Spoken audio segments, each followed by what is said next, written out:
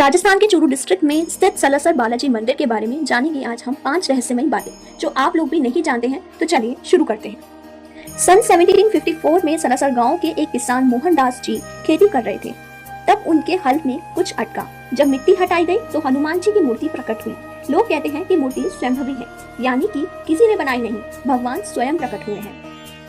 पहली रहस्यमयी बात यह है कि मोहनदास जी की समाधि से आती है खुशबू। सलासर बालाजी के संत मोहनदास जी की समाधि भी मंदिर के आसपास ही है। भक्तों का कहना है कि उनकी समाधि से हमेशा एक मीठी खुशबू आती है।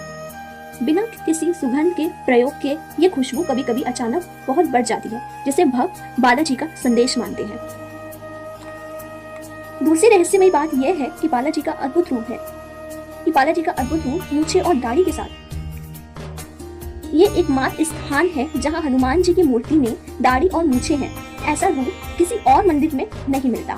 इस रूप को शक्ति और पुरुष तत्व का योग माना जाता है। ये रूप केवल शक्ति का नहीं, रक्षा का भी प्रतीक है। तीसरी रहस्यमयी बात यह है, अखंड ज्योति बिना बुझे चलती रहती है।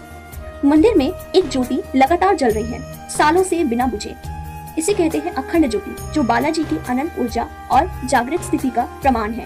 भक्तों का मानना है कि जब तक ये ज्योति जलती रहेगी, बालाजी की कृपा बनी रहेगी। चौथी रहस्यमयी बात यह है कि मंदिर के पत्थर कभी नहीं टूटते।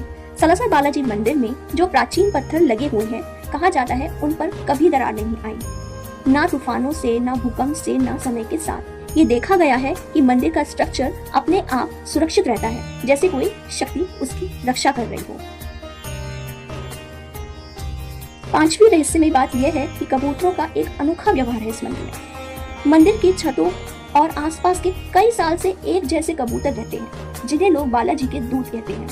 कहा जाता है कि ये कबूतर सिर्फ प्रार्थना के समय आते हैं और आरती के समय मंदिर के ऊपर चक्कर लगाते रहते हैं, बिना किसी ट्रेनिंग के।